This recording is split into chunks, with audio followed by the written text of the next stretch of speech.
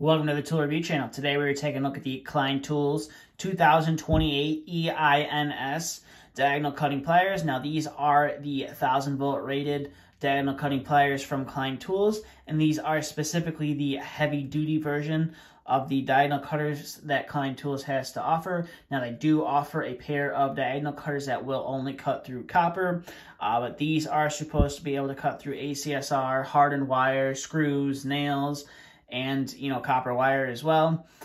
So that's what makes these a little bit different than the standard pair of diagonal cutters that you can get in the kits that Klein sells, and it's just the difference between the two pairs.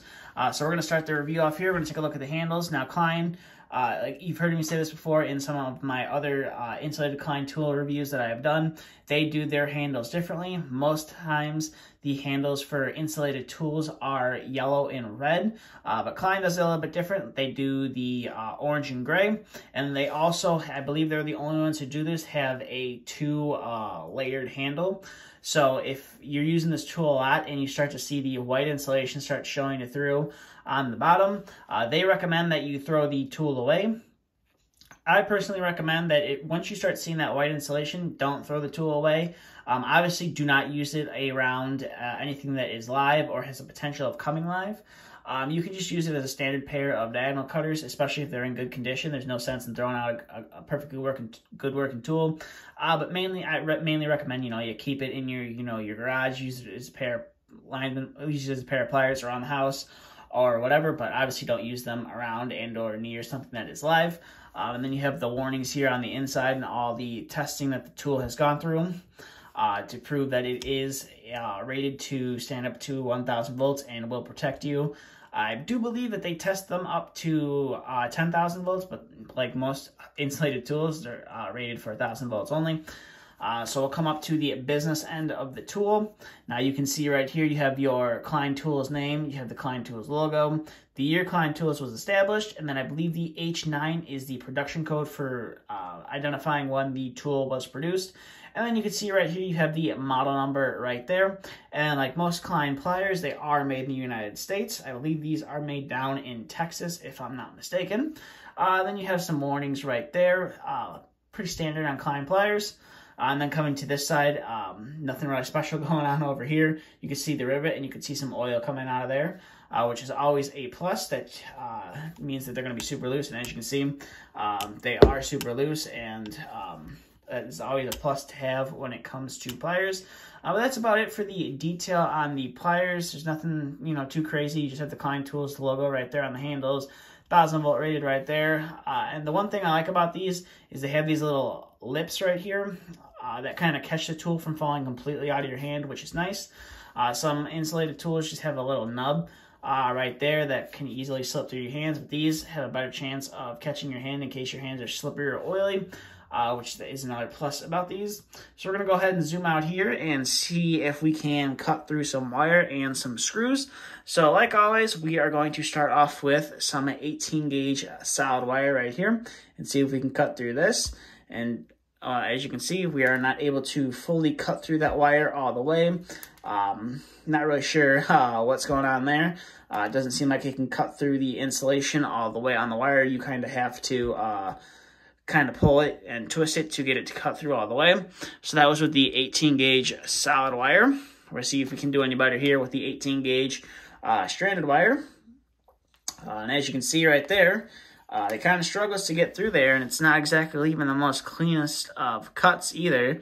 It's kind of jagged right there. So these are kind of struggling to get through some of the thinner gauge wires, which means when we're going to get some of the thicker gauge wires, might struggle to get through those. But as you can see right there, we aren't able to fully cut through the wire all the way, which is kind of disappointing for a Klein tool. So we'll go ahead and set that off to the side, and we will bring in some 14 gauge stranded wire, see if we have any better luck with this. And kind of had some good luck right there. But as you can see, you kind of have to twist it to get it to cut all the way. And like I said, it doesn't exactly leave the cleanest of cuts. So that was the 14 gauge stranded wire. We're bringing in some 14 gauge solid wire and see if we can cut through this all the way without any problem. And as you can see right there, we were able to cut through that 14 gauge solid wire with no problems, and it cuts through that outer insulation all of the way. So we're going to bring in some of our 12 gauge stranded wire and see if we can't cut through this all the way. And you can see right there, we're not able to quite cut through that all the way. So I guess this pair specifically is going to struggle to cut through the stranded wires. It appears you can get through it right there if you use a little bit of force to do it, and then you just kind of have to move it out of the way, but it's not leaving the cleanest of cuts right there. So that was our 12 gauge stranded wire. We'll bring in some 12 solid wire, and hopefully with the 14, we are able to get through that, and indeed we are. So that is a plus right there. So we're going to bring in our 10 gauge stranded wire right here and see if we can't cut through this. So right there, we were able to cut through it, which is nice. So we'll go ahead and do that one more time. So we are able to cut through that 10 gauge stranded wire. As you can see right there, not able to cut through it quite all the way right there. And again, it's kind of leaving a nice jagged edge to it. It's not exactly the cleanest of cuts, like I've said before. So we'll go ahead and set that off to the side and bring in our 10 gauge solid wire right here. We'll go ahead and cut through that. And as you can see right there, we were able to cut through that solid wire without any problems. Now we're going to bring in some 18.5 thermostat wire and see if we can't get through all 5 of those solid wires on the inside and the insulation. If we couldn't get through one 18 gauge wire, we might not be able to get through all of these. And as you can see right there, we actually were able to get through all of those right there. And we were able to get through the insulation that time. As you can see right there, we weren't able to get through the insulation on that cut. You can see it's kind of holding on to that little piece right there. So we weren't able to get through the insulation. We'll do that one more time. And as you can see, it does struggle a little bit, and it is a little bit jagged of an edge right there. So now we're going to bring in our 8 gauge stranded wire and see if we can cut through this. See if maybe a thicker gauge stranded wire, we can get through that, no problem. So that we were able to cut through, which is nice. But like I said, it's not leaving the cleanest of cuts. I've definitely seen worse, but I've definitely seen some better from some other Klein pliers that we've tested here on the channel. So that was 8 stranded. Now we're going to bring in some 6 stranded and see how well these do. We should be able to do this one-handed. And as you can see, we are able to get through that 6 gauge stranded. And again, like I said, it's not the cleanest cut there. So now we're going to bring in some 14.2 Romex wire and see if we can't cut through that. And as you can see right there, we were able to cut through that Romex wire, no problem.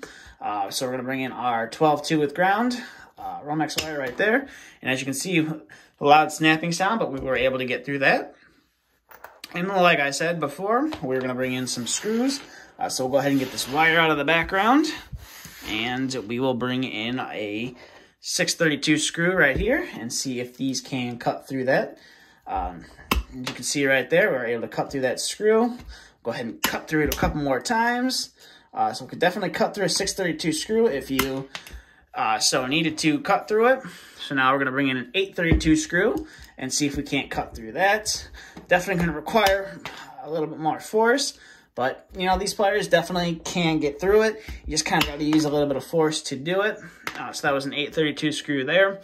We're going to go ahead and bring in some, we'll see if we can still cut through some 10 gauge wire, some 10 gauge stranded wire with that. After cutting through the screws, and as you can see, it does kind of struggle to cut through it, and it's like I said before, as you can see, you got some strands kind of sticking up there on the wire. So we'll go ahead and clear all that out of the background.